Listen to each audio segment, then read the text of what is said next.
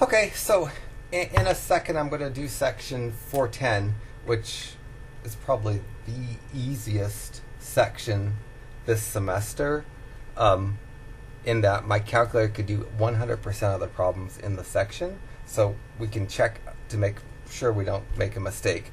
And this section seems kind of strange in some sense, that it doesn't seem like what we're doing is legal. It's a section on made-up numbers, and I don't know the guy who made it up, but in about 150 years ago, a mathematician decided that he made the letter I stand for an imaginary number,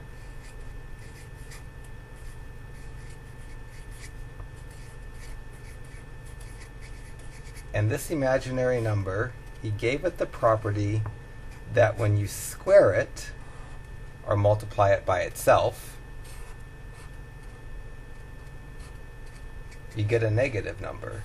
Generally, if you multiply anything by itself, you get a positive number, because if the number starts off negative, if you multiply two negative numbers by themselves, you get a positive. If the number's positive, you multiply it by itself, you multiply two positives, and you get a positive. In 150 years ago, when this letter was made up, it led to a whole branch of mathematics that at that time didn't have a lot of use, but it has a lot of use now, and without even knowing it, this letter impacts you probably on a daily basis. The letter I is used in the code, if you were like a computer scientist, to for cell phone signal towers.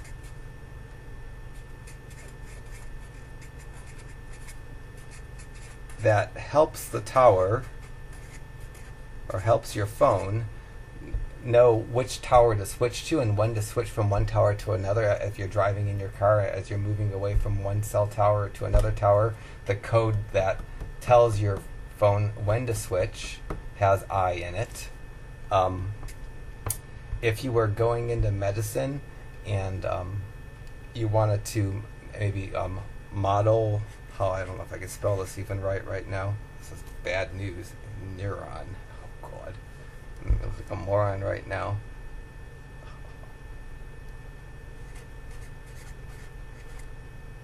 Hopefully, I don't know if that's right. I can't spell. That's why I teach math. But anyways, if you want to model a person's brain and how their neurons fire, probably need a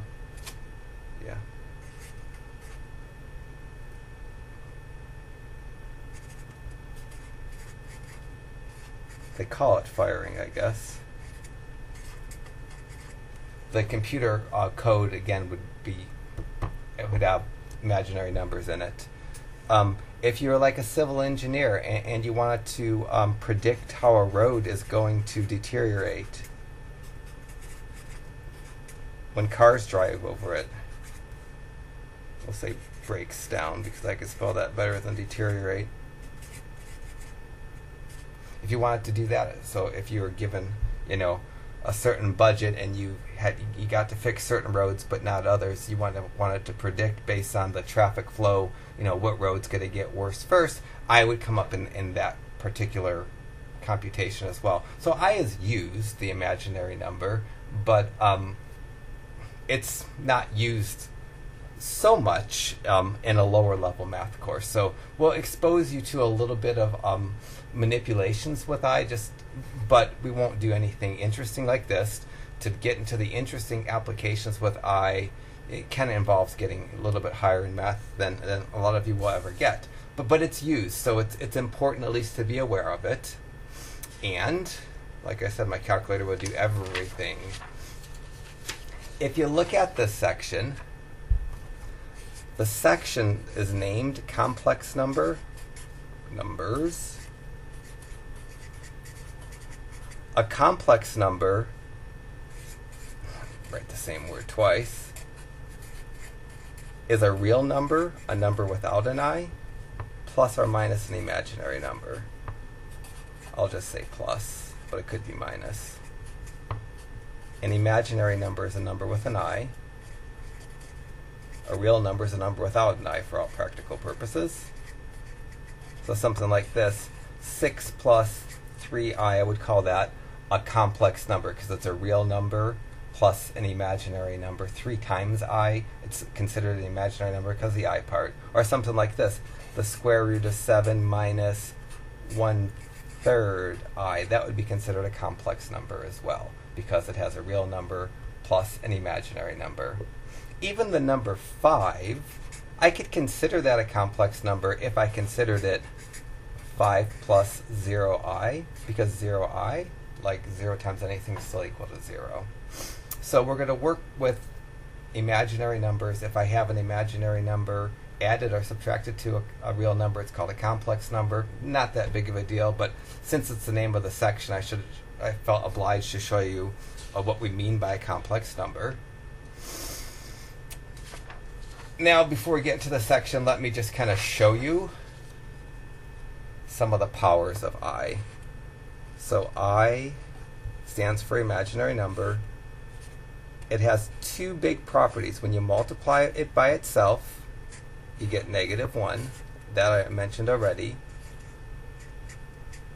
And the only other property that I has is that the square root of a -1 is an I.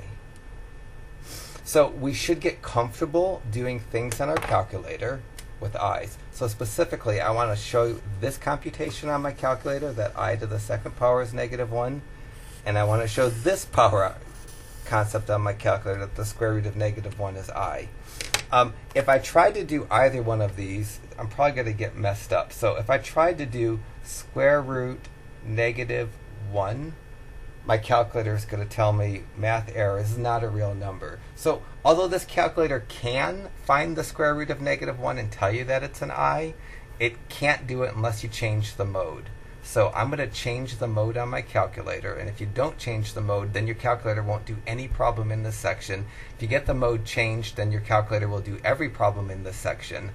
The only problem with this mode that we're going to put it into, it won't do prime factor trees in this mode. It will do just about everything else that we need to do for the class other than prime factor trees. So you're going to have to back in and out of this mode. If you're doing a prime factor tree, you hit the mode button and you select number 1, the COMP. If you're working with imaginary numbers, you hit the mode button and select 2 for complex, since we're dealing with complex numbers. So I hit the mode button, I've got this screen up. All I have to do is type the number 2, and when I type the number 2, on the very top of my calculator it says CMPLX. Now it'll tell me the square root of -1 is I. So before, when I tried to do the square root of -1, it just gave me an error. But now when I do the square root of -1, it magically tells me it's the letter I. The only other thing I want to do on this page is do I squared. Well, I have to find the I. The I is on the ENG key, and it's on the right side of the ENG key. It hardly looks red to me right now, but I think I have to use the alpha key because it's a letter. So if I wanted to do that computation, I squared is a -1, I'd hit the alpha button. Let me clear out what's on there. I'd hit the alpha button, and then the ENG key. Nope, I take that back. I just have to back up. I wish I could erase that. I can't. I forgot. All you have to do is hit the ENG key. When it's in complex mode, the ENG key gives you the I. I forgot that it did that. It's been a while since I've done I on this calculator. So scrub it out, clear everything out. If you just hit the ENG key, it's going to give you the I then. And then if I want to square it, I could just hit the x squared key. And then when I hit equals, it tells me I squared is -1. I would suspect that hopefully we're 60% through the semester, so of the 28 of you that started in this class, hopefully there's about 25 of you still watching these videos. It's still going on with class, hoping to get like an A or a B. I would imagine most of you could do every single problem in this section without understanding one thing about I, because you're getting good with this calculator, and you can enter problems and make them look like they need to look. So then that's the thing of beauty. So you should be able to check everything. So without my calculator, I'll do a problem and then I'll do it on with my calculator. So I kind of go back and forth. So the square root of any negative number, to simplify it, you get an I. So the square root of -25 it's a square root of a negative, so I know in my answer to this, I'm going to get an I. And to know what number to put in front of the I just have to know what the square root of 25 is. So the square root of negative turns into the I. The square root of 25 essentially turns into a 5. I claim that the square root of negative 25 is 5i.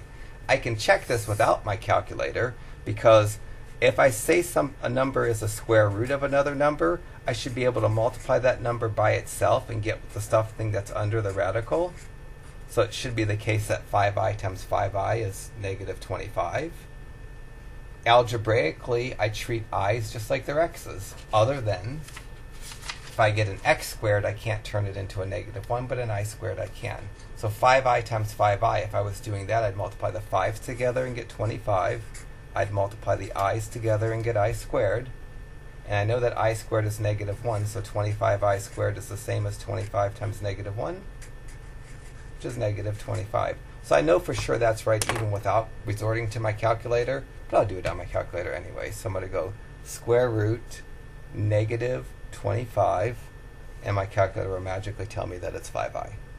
So I'm going to just kind of run through the first 16 problems. I'll do both by hand and on my calculator. I'm not going to check by hand because my checking on my calculator is quicker than checking by hand, and it'll make sure I don't make mistakes anyways.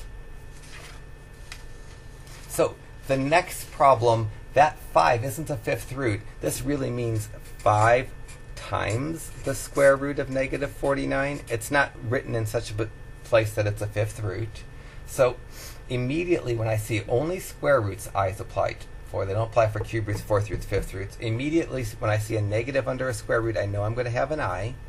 I also see a 49 under the square root, and I know that the square root of 49 is 7. So the square root of negative 49 is going to be 7i.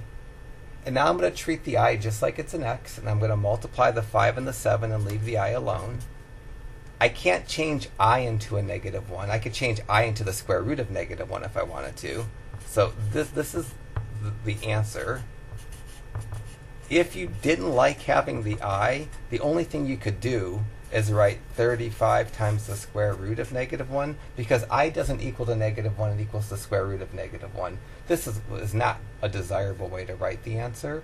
We try to get rid of square roots if we can, and I is somehow nicer than the square root of negative 1. And my calculator will tell me that too. So if I did this on my calculator, I'm going to go 5 and then square root of negative 49.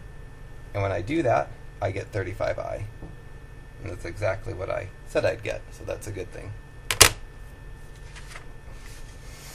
6 is a little bit harder because 54 isn't a very nice square root. So if I wanted to do this problem without my calculator, I know my answer is going to have an I, because the square root of a negative is going to turn into an I. So I can say this is going to reduce to the square root of 54 times I.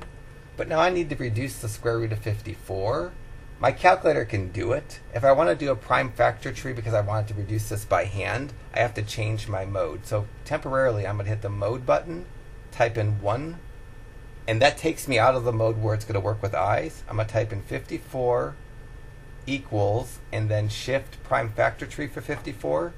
So 54 equals to 2 times 3 times 3 times 3.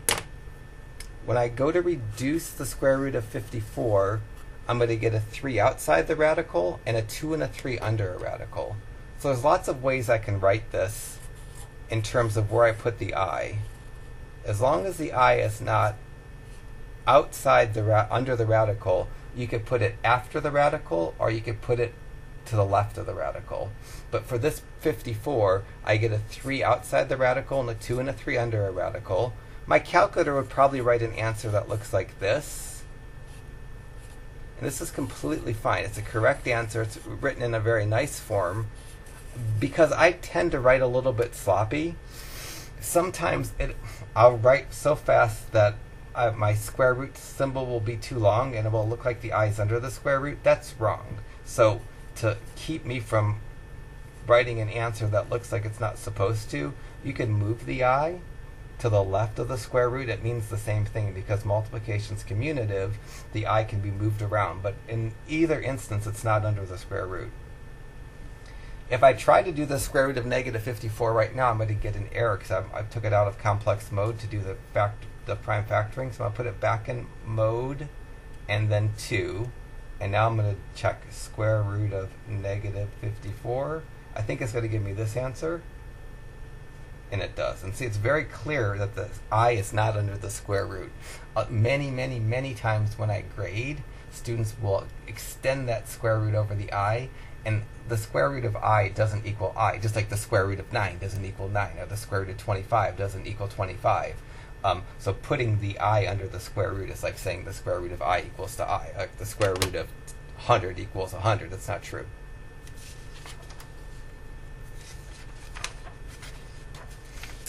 When we're dealing with I's, they have to be made, you have to pop out the I's before you do multiplication.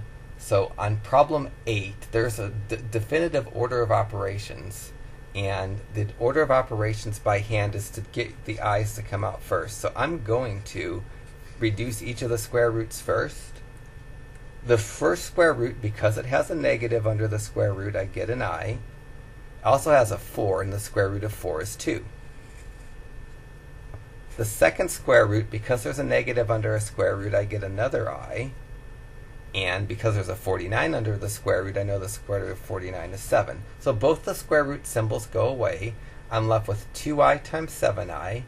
I can multiply these by multiplying the 2 and the 7 together and getting 14. Multiplying the I and the I together to get I squared. I is okay to leave by itself because to change I into something, you have to change it into the square root of negative 1, which isn't desirable. But I squared, I can change to a negative 1. So I can change 14i squared into 14 times negative 1. And the best answer to problem 8 is going to be negative 14. It's going to take me 6 seconds or less to check this on my calculator, so I'll do that real quickly. So I'll do square root of negative 4. Arrow out of the square root. I don't know if I need to hit the times key, but I'm going to hit it. And then times the square root of negative 49. And then hopefully I see negative 14 when I hit enter. And I did perfectly. So again, these problems are in some sense effortless to do on my calculator if you get it in the complex mode. So same deal with 10. By hand, it's a bit trickier. So first square root, because there's a negative under the square root, I'm going to make an I appear. Second square root, because there's a negative under the square root, I'm going to make an I appear. The I is going to be outside the square root.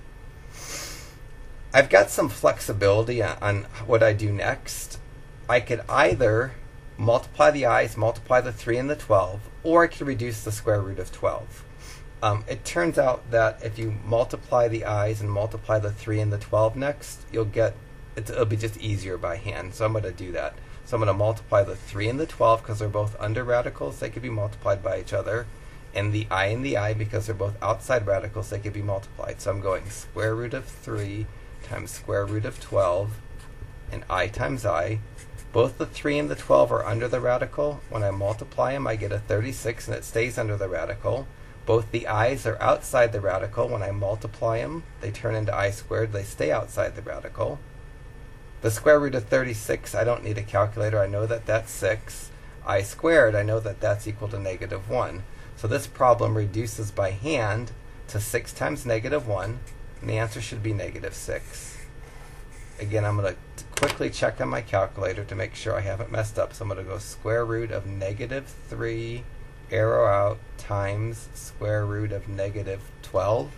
Looks enough like the original problem other than my times is a cross as opposed to a dot, but that hardly matters. When I hit equals, I should get negative 6. And I do, so I know I did perfectly well there.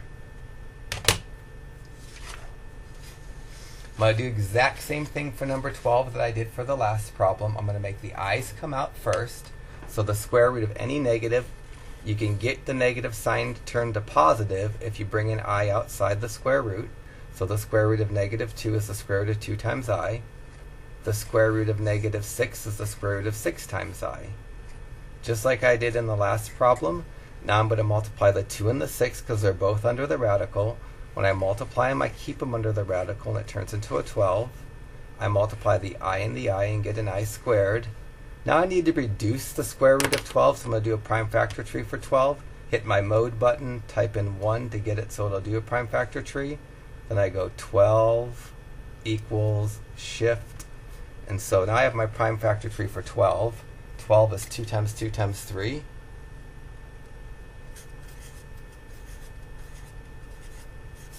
So I know that 12 is going to reduce, so I get a 2 outside the radical and a 3 under the radical. So this is going to reduce to have a 2 outside the radical, a 3 under the radical for the square root of 12, and the I squared turns into a negative 1. And because both the 2 and the negative 1 are outside the radicals, I can multiply them together.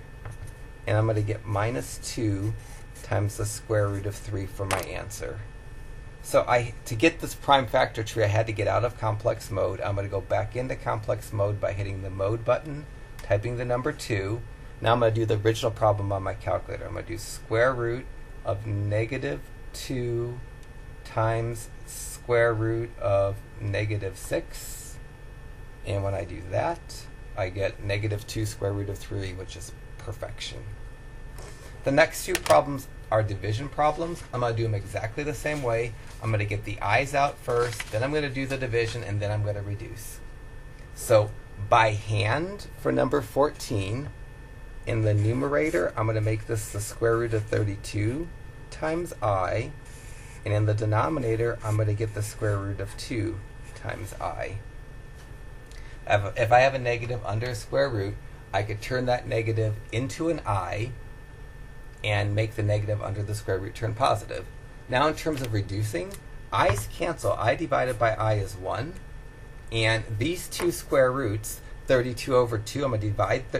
Both numbers are under the square root, so I can divide them. 32 divided by 2 is 16.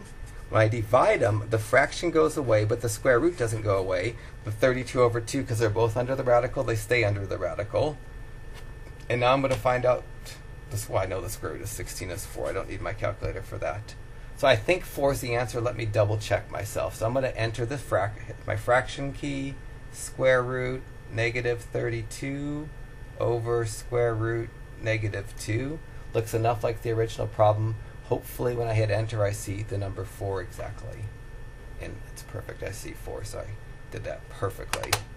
So again, on my calculator, these problems are really hopefully effortless. 16, same deal. It's a division problem. I'm going to make the I pop out first. So I'm going to get square root, make the 48 positive by introducing an I outside the square root. I'm going to make the negative 6 positive by introducing an I outside the square root.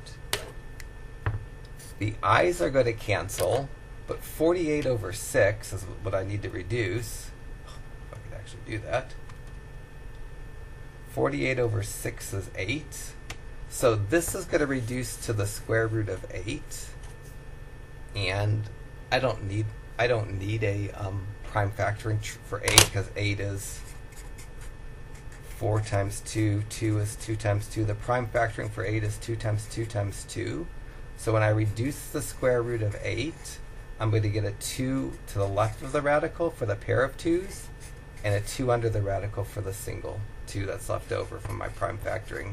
I could have used my calculator to do the prime factor tree, but I didn't feel like switching modes.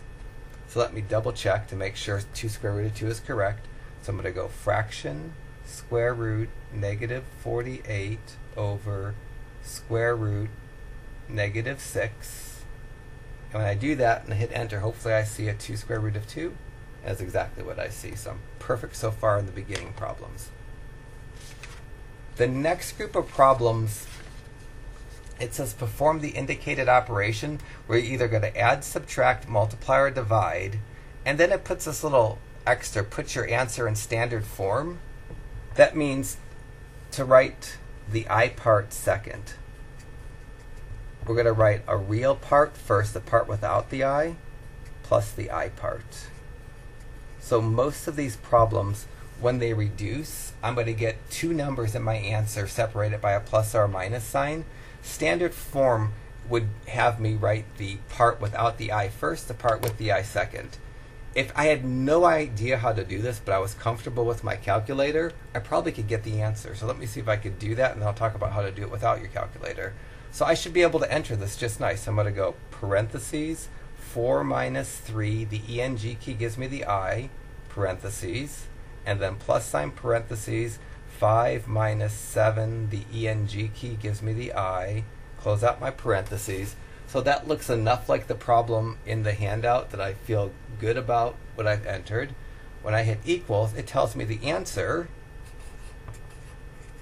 and it writes it in standard form for me because it has the real part, the part without the I first. This plus sign could be a minus sign, and this one happens to have a minus, and then it has the I part second. That's considered standard form, part without the I, and then either a plus or minus sign, then the plus with the I.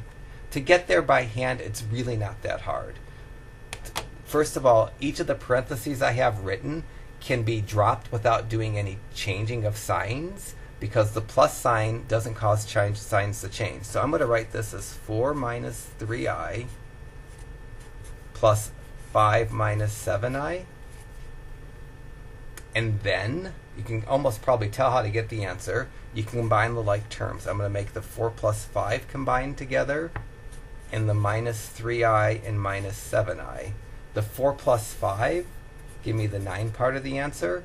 And then the I part, the numbers in front of the I are both negative. When you add or subtract with i's, the i's work just like an x. They stay I. They don't go into I squared when you're adding or subtracting.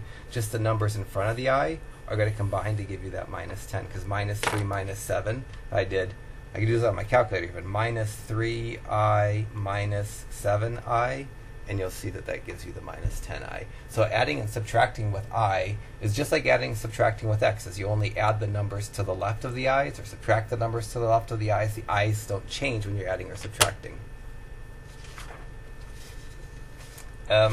Let me do 20 again on my calculator to know what I'm targeting, and then I'll do it by hand. So 20 is 8 plus 9i minus 7 minus 9i.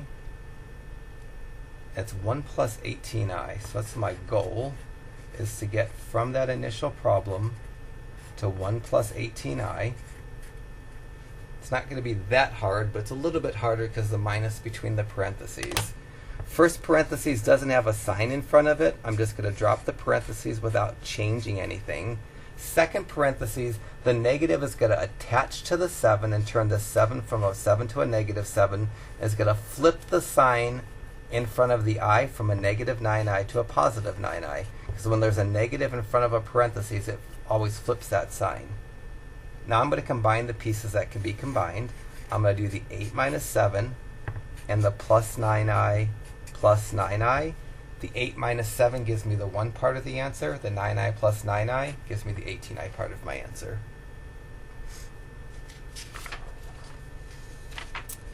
Uh, 22, I don't think this is going to stump my calculator. Let me see if I can do it. So, parentheses, 3 minus I minus parentheses 4 minus I minus parentheses 5 minus I, close out my parentheses. I believe my answer, and again, look how it puts the I part second and the part without the I first. That's considered standard form. So that's what I'm going for. I have to be careful with the parentheses. The first thing, I just drop the parentheses, no signs flipping. Second, the negative attaches to the 4, and that sign switches to a plus 1i. I put a 1 in front of the I just because it helps me. In fact, maybe I'll throw a 1 in front of that I because it might help me as well. The third parentheses, the minus attaches to the 5 and flips that sign. So when I clear the parentheses, the 3 minus I stays alone, the same. The minus attaches to the 4, the sign flips to a positive I. The minus attaches to a 5, the sign flips to a positive I. What I have to combine is 3 minus 4 minus 5 and minus 1i plus 1i plus 1i. So the 3 minus 4 minus 5 part, if I go 3 minus 4 minus 5, that gives me the negative 6 part. And this piece, the first two pieces are opposites, they cancel, and that's how I get the 1i or the I left over. So these three pieces give me the negative 6, these three pieces give me a plus 1i or a plus I. And there's the answer written next to each other, with those components written next to each other. 24 is multiplying. Not so hard to do on my calculator, so I'll do that first. So negative 4i times 5i equals, so my answer is supposed to be positive 20. Look, there's no I in my answer. To get there, I treat an I just like the x at the beginning. So I'm going to multiply the negative 4 times the 5. I'm going to multiply the I times the I. When I multiply negative 4 times 5, I get negative 20. When I multiply I times I get I squared. It's okay to leave an I in a problem because what you'd have to change an I to is the square root of a negative 1, and that's more complex. But I squared you can definitely change to a negative 1. So I'm going to change this to negative 20 times negative 1. Now I have two negatives being multiplied. The i's went away, and I take me right to my 20.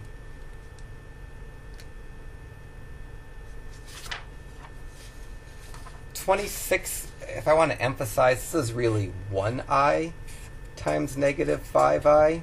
I'll do it by hand, then I'll check. So I'm going to multiply 1 times negative 5 and I times I. 1 times negative 5 is negative 5. I times I is I squared. I'm going to change the I squared to a negative 1, so now this becomes negative 5 times negative 1. And if I haven't messed up, I believe the answer is just a plus 5, even without an I in it. So I should be able to enter it just like that. I don't even need the 1 in front of the I on my calculator. So on my calculator, I go I and then parentheses negative 5i. And it tells me that it's equal to positive 5. So my answer of positive 5, I know it's correct. So far, every single problem I've been able to do on my calculator. They're not even that hard to do by hand, but it's so nice to be able to check them. So I'll do this one real quickly on my calculator because it's kind of a new kind of problem. So there's 6i times 5 plus 4i, and my calculator says the answer. And notice how it puts the piece with the I second. If you wrote an opposite order, I'd completely live with 30i minus 24. That's not considered standard form. The instructions said write it in standard form, which means write the piece without the I first, write the piece with the I second. But I'm not that, demanding where if you switch the order and have the I piece first and it's not in standard form, I don't really care. So if I want to do this by hand, there's two multiplications that need to be done. I have to multiply 6i times 5, and I have to multiply 6i times 4i. For the 6i times 5, I just multiply the 6 and the 5, and I leave the I and I get a 30i. For the next one, they're both positive to start, so I get a plus sign. I multiply the 6 and the 4 and get 24. I multiply the I and the I and get I squared. The I, I'm not going to change to the square root of negative 1, but I could. I could say this is 30 times the square root of negative 1, but that's not desirable. But that's the only thing you could change I to is the square root of negative 1. But I squared, you can change to a regular negative 1, and that's somehow better. So this becomes 30i plus 24 times negative 1, and that's where I get 30i minus 24, because it's really 30i plus negative 24 if you do that multiplication. And this would actually be an okay answer as well. So I'd live with that answer, not written in standard form. Having the plus with a minus seems kind of silly. Simplifying that to just a minus 24 is better than having this first box thing.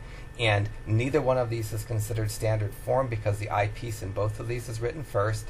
It's desirable to have the I piece written second, and it's not so hard to write it second. It doesn't deserve a minus sign in front of the 30 because it doesn't have a sign in front of it. So when I write it second, I put a plus sign. I need to keep the negative sign in front of the 24.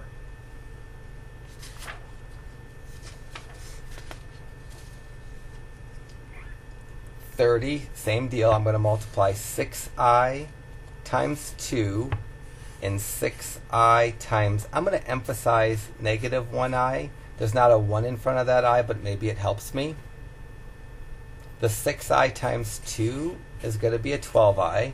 The next piece, when I multiply 6 times negative 1, I get negative 6. When I multiply I times I get I squared. So now I have 12i minus 6i squared. I'm going to change the I squared to negative 1. So now I have 12i minus 6 times negative 1. The double negative in here I'm going to change to a positive 6. So I'm going to get 12i plus 6.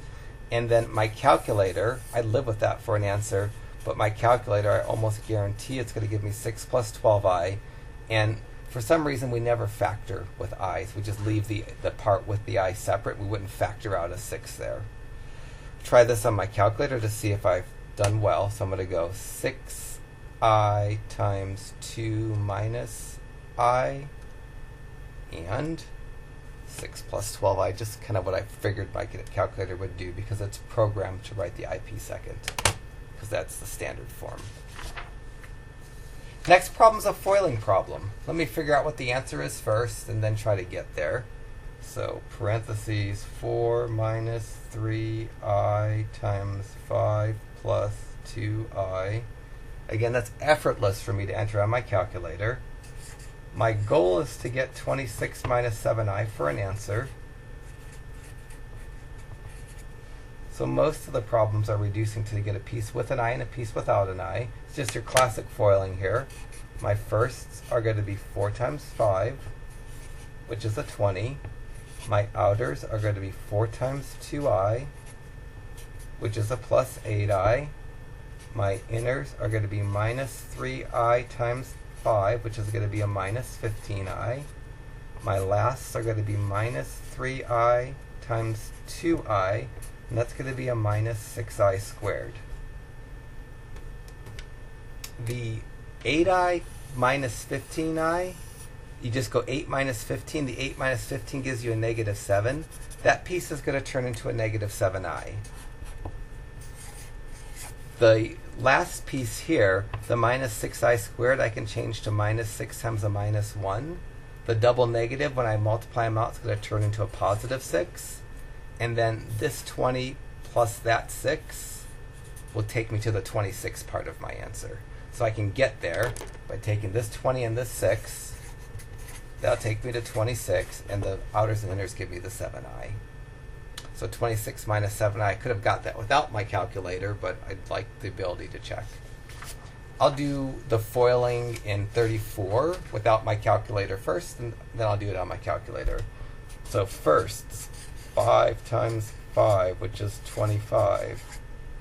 Outers, 5 times minus I, which is minus 5i. Inners, I times 5, which is plus 5i. Last, I times negative I is negative I squared. These cancel because they're opposites, so I'm not going to probably have an I in my answer. The last, the I squared turns into a negative 1, so I get a minus and negative 1, so I get a double negative here. And when I get a double negative, I generally write a positive. I think my answer to 34, if I haven't made a mistake, isn't even going to have an I in it. So let me double check to see if 5 plus I times 5 minus I. Hopefully when I hit enter, I see the number 26. And perfect. So I did perfect there, and I got an answer that matches with my calculator. Let me do 36.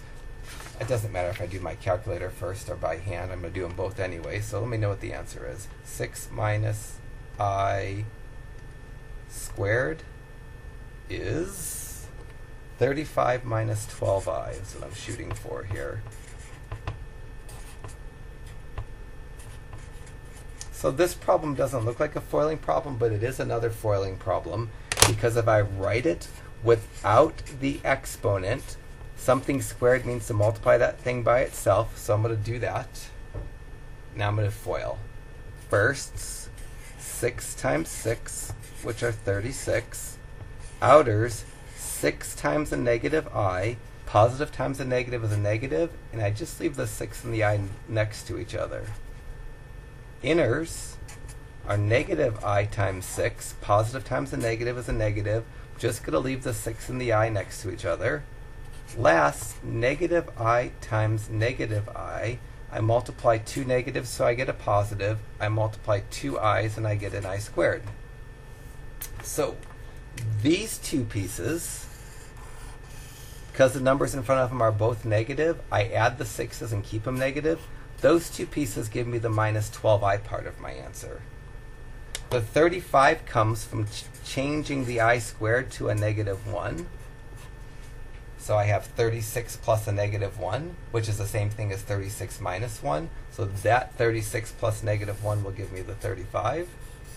And so I can see where the two pieces come from. So I get 36 plus negative 1, which is 35, and minus 6i is minus 12i. So by hand, I could get the 35 minus 12i just by foiling 6 minus I squared.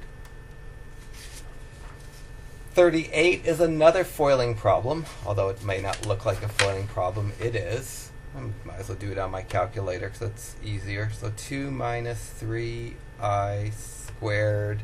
The answer I'm shooting for is negative 5 minus 12i. I'm going to set this up to FOIL. I'm going to write it as 2 minus 3i times 2 minus 3i. Firsts, 2 times 2, which is 4. Outers, 2 times minus 3i, which is minus 6i. Inners, minus 3i times 2 is another minus 6i. And the lasts, minus 3i times minus 3i is a positive 9i squared. So I get 4. And then the minus 6i, they're both negative. I add the 6's and keep them negative and get a minus 12i. And then the 9i squared becomes plus 9 times the negative 1 because the I squared turns to a negative 1.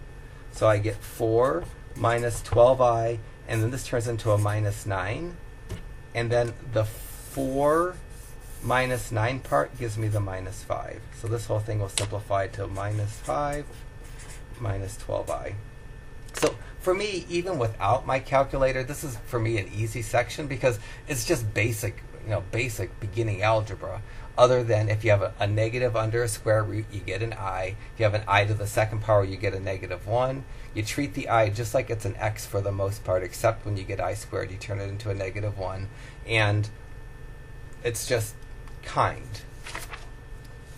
So this again is a foiling problem. Actually, the next two problems are foiling problems. These are conjugate pairs. Conjugate pairs means the outers and the inners are going to cancel. A conjugate pair, they have the same contents of the parentheses, except the signs are different. So if I wanted to FOIL these and I want it to be slick, I would only do the first and the last. For whatever reason, I decided to do my by hand first. I don't know why. I just started it, so I'm finishing it. So first, 4 times 4 is 16. Outers, 4 times minus 3i is minus 12i. Inners, 3i times 4 is a plus 12i. Lasts, 3i times 3i. They're both positive, so I get a positive. 3 times 3 is 9. I times I is I squared. Because they're conjugate pairs, the outers and the inners cancel. I'm left with 16 plus 9 times negative 1, because the I squared is negative 1.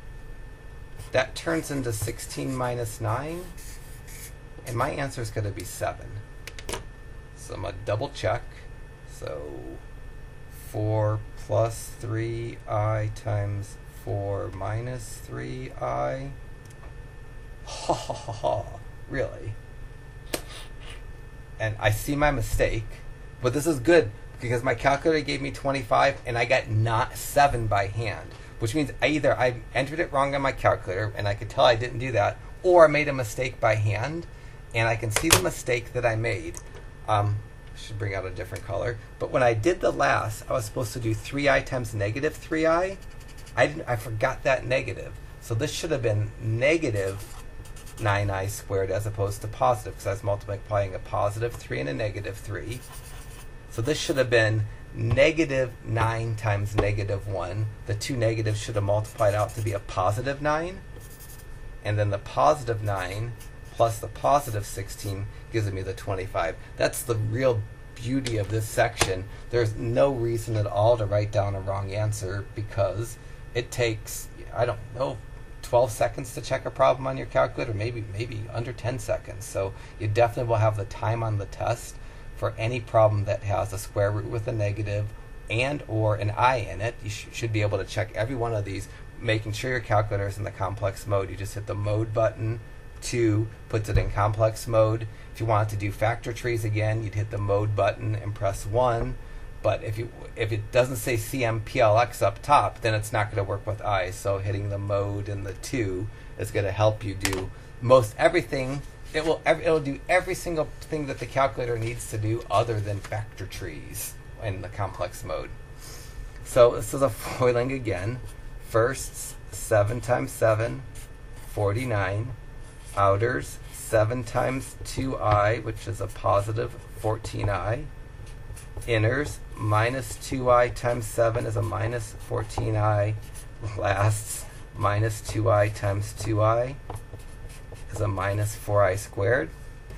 Conjugate pairs, the outers and the inners always cancel, and that's what happens here. These are conjugates. They have the same contents of the parentheses, except the signs are different. So the outers and the inners cancel. I'm left with 49 minus 4 times a negative 1, because the I squared is a negative 1. This double negative turns positive, turns into 49 plus 4. I think the answer should be 53. Double check myself. 7 minus 2i times 7 plus 2i. And I get that 53. This is kind of overkill for problems, I feel like. 44 is another conjugate pair. So when I multiply them, the outers and inners are going to cancel. Firsts, 3 times 3, positive 9. Outers, 3 times I, plus 3i. Inners, minus I times 3, positive times a negative, so I get a negative. I leave the 3 and the I next to each other. Last, negative I times I, negative I squared. Just like the last few problems, when I'm multiplying conjugate pairs, outers and the inners cancel. So I'm left with 9 minus, the I squared turns into a negative 1, so I'm left with 9 minus a negative 1. That double negative goes plus, so I'm left with 9 plus 1. I think I should get 10. So 3 minus I times 3 plus I. 10 is beautiful. Finally, a new kind of problem coming up, all of which I can do on my calculator. These are similar to problems in section 4.8. In 4.8, we had problems that had square roots in denominators, so we wanted to get them out of the denominators. In this section, we have i's in the denominator. We want to get them i's out of the denominator. And there's two styles of problems. There's problems that have just a monomial in the denominator, and there's problems that have a binomial. Let me just do this on my calculator, just to show you what my calculator wants for an answer. So it's not hard for me to enter the fraction 5 over I. I entered it, and my calculator says this is equal to negative 5i. So I want to write a fraction or something that's equal to the original problem that doesn't have an I in the denominator. If the denominator doesn't have plus or minus in it, like it doesn't for 46 and 48, it's enough to do like the beginning problems in section 4.8. It's enough just to multiply by just I over I in this case. So if there's an I as a monomial, meaning there's no pluses or minus signs in the denominator,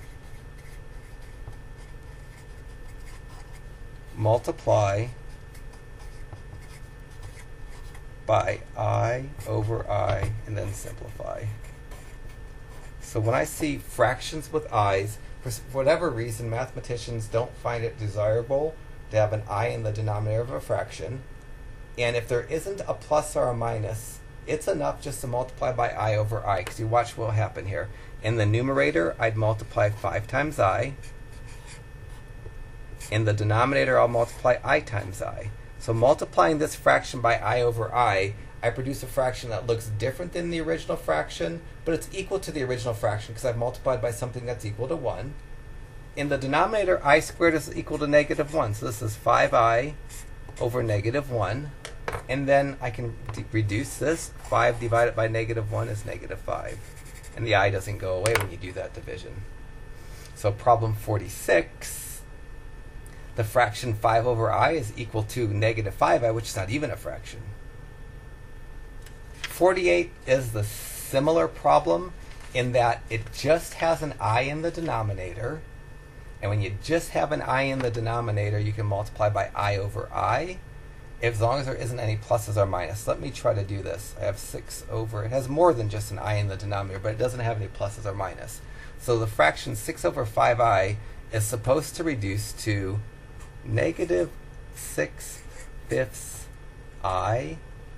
When I do this by hand, I'll likely get the I to be in the numerator. That's equivalent because in this version of the answer that my calculator gives me, if I looked at the calculator's answer, this is the same as negative 6 over 5 times I over 1.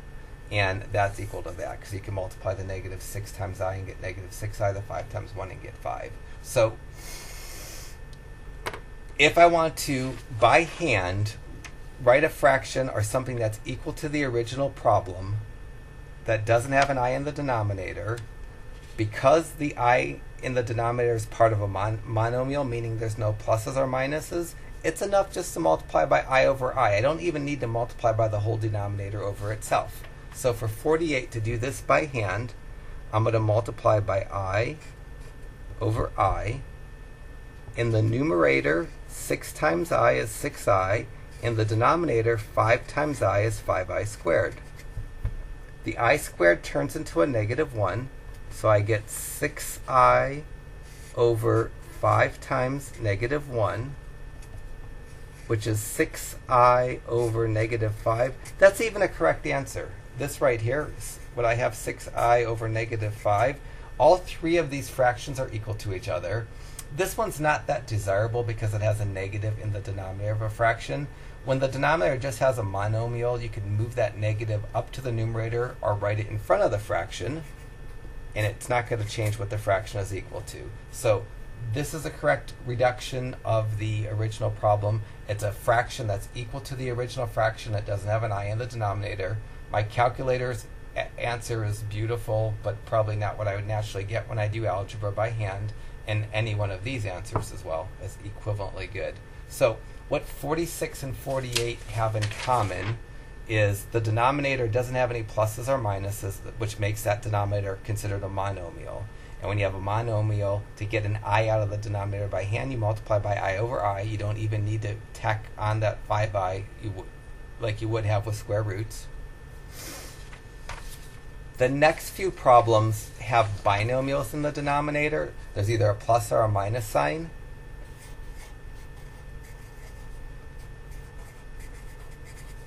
When there is a binomial as opposed to a monomial in the denominator, you have to multiply by the denominator with the sign changed over itself. We multiply by hand the conjugate of the denominator over itself. And when I do this on my calculator as opposed to when I do it by hand, my answers start to look fairly different, but you'll be able to make the connection. So on my calculator, if I did the fraction 6 over 5 minus 2i, my calculator tells me it reduces into this. 30 over 29 plus 12 over 29i. I will tell you what I'm going to get by hand. The I is going to be, instead of being to the right of the fraction, it's going to be up in the numerator with the 12. And instead of having two fractions, I'll have one fraction. By hand, I'm going to get this 30 plus 12i over 29. And you can hopefully see how these two are connected, because this means 30 over 29 plus 12i over 29. You could separate this into two fractions. These two fractions right here, if you had the I up in the numerator, would simplify to that. So I'm going to get this, understanding that these are equal to each other, and I'm going to leave it like that. So to get to the answer from the problem, because the binomial in the denominator, I have to multiply by a copy of the denominator with its sign changed over itself. I can see the answer, so I'm going to multiply out both the numerator and the denominator. Numerator, I'm going to multiply 6 times 5 and get 30. 6 times 2i and get 12i. Denominator, I'm going to FOIL. Firsts are 5 times 5, which is 25. Outers are 5 times 2i, which is a plus 10i. Inners are minus 2i times 5, which is minus 10i. And lasts are minus 2i times positive 2i, that's minus 4i squared. So I already see the 30 plus 12i that I kind of see in both versions. In the denominator, the outers and the inners cancel. And what I have in the denominator is 25 minus 4i squared. If I change the 4i squared to a negative 1, the I squared part, I get 30 plus 12i over 25. Then I have a double negative there that goes positive, plus 4. That takes me to that answer right there. And that's what I would write on my key, because that's what the algebra by hand takes me to. My calculator is programmed to separate the I piece from the non-I piece. That's why it writes it as two separate fractions.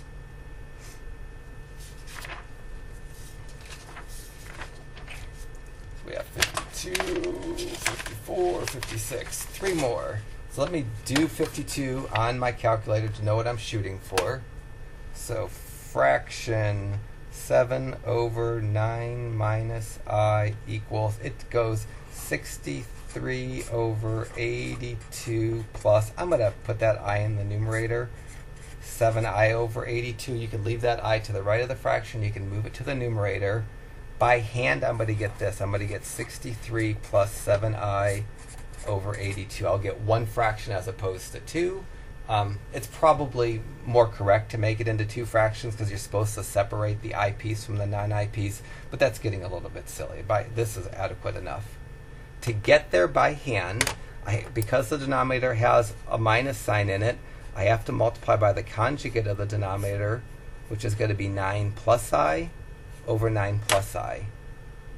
In the numerator, the multiplications I need to do are 7 times 9 and 7 times I. The 7 times 9 part in the numerator is going to be 63. The 7 times I is going to give me the plus 7I. In the denominator, I'm going to FOIL. The firsts are going to be 9 times 9, which is an 81. The outers are going to be 9 times I, which is a positive 9I. The inners are going to be minus I times 9, which is a minus 9I. The lasts are going to be minus I times I, which is a minus I squared. So the outers and the inners are going to cancel, and I have 81 minus I squared when I FOIL out the denominator. This is going to come out to be 81 minus a negative 1, because I squared can turn into a negative 1. And that's going to turn into 81 plus 1. The double negative is going to go positive, so I'm going to get 63 plus 7I over 81 plus 1. And that's going to take me to the answer that I figured I could back into what I'm going to get by hand from my calculator's answer. And that's perfectly fine. If you want to separate that into two fractions, you're most welcome, but you don't have to.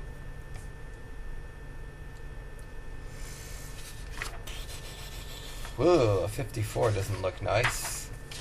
54 and 56 are probably things I wouldn't put on a test, but I'll do them anyways. So 5 plus I over 6 minus I.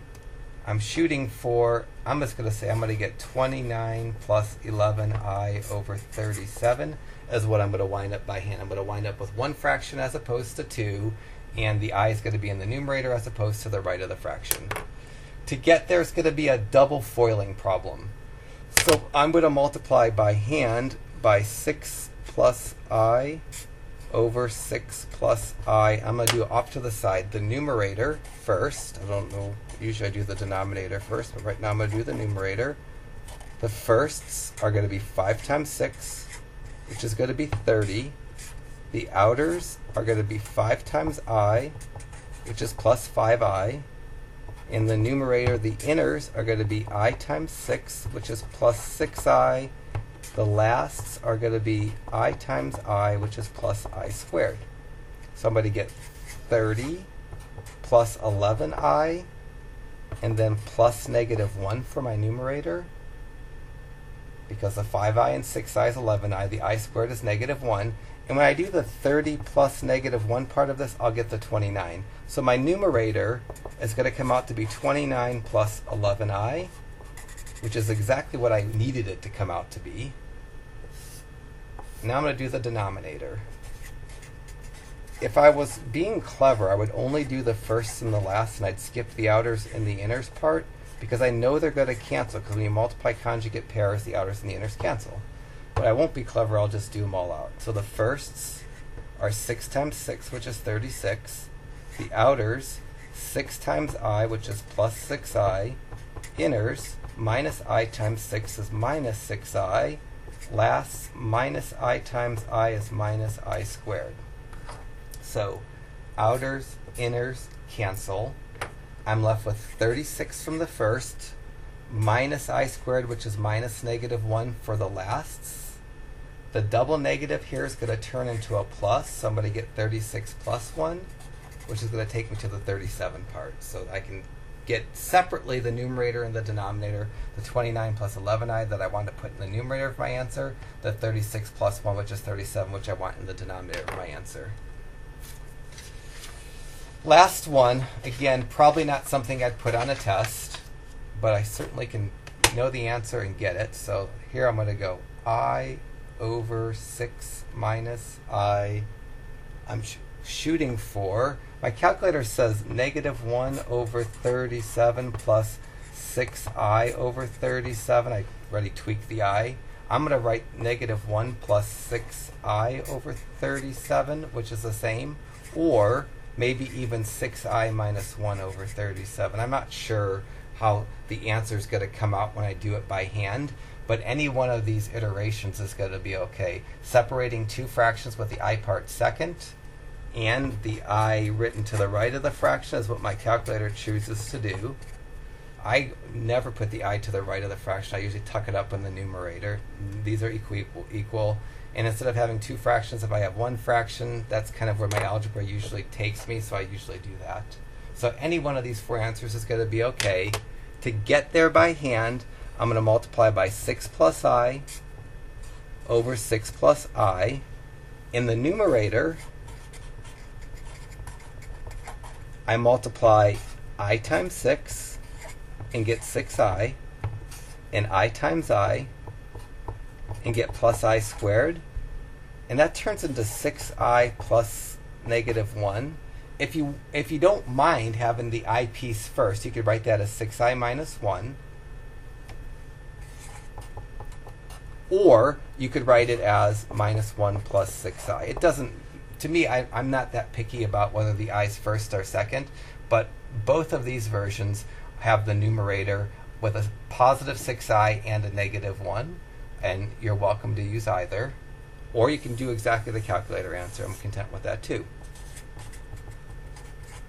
Now the denominator, I do 6 minus I times 6 plus I firsts. 6 times 6 are 36. Outers, 6 times I are positive 6I. Inners, minus I times 6 is minus 6I. Lasts, minus I times I is minus I squared. Every time I multiply by a conjugate, the outers and the inners cancel. So in the denominator, I'm just left with 36 minus I squared, which I can make into 36 minus a negative 1. The double negative I could turn into a plus, and that helps me get the 37 that I have in every one of the denominators.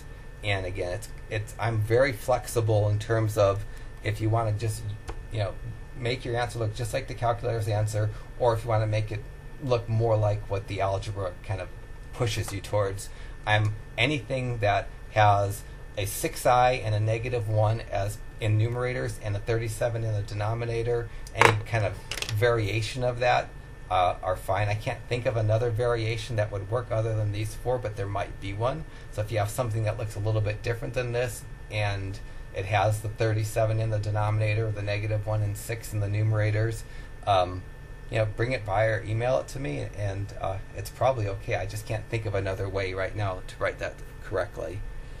So that takes us to the end of section 410, which means we've got a test coming up next, and then just 2 chapters to do after this test, chapter 5 and chapter 6, both of which are really heavy calculator chapters again.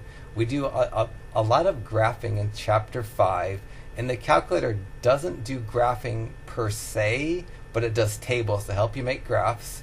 We do the quadratic formula. This calculator rocks on the quadratic formula. It will be, again, it's going to be a really big help in the next chapter as well as in chapter 6. So hopefully you're getting your $18 worth out of this calculator. I get a lot of students in my college algebra class that will use this calculator 90% of the time, and then there's like 10% of the problems in college algebra, math 151, that you need a graph. You need to see a graph, and this doesn't do graphs, and so they'll use it, but they'll really minimally use it because this is way easier to use than any graphing calculator. But when you get higher, you'll probably never leave this calculator because it's easier for 90% of everything, but certain things that require you to do graphs, this calculator can't graph, and it's only its shortcoming, but it's for the price it rocks. All right, that's got to be enough.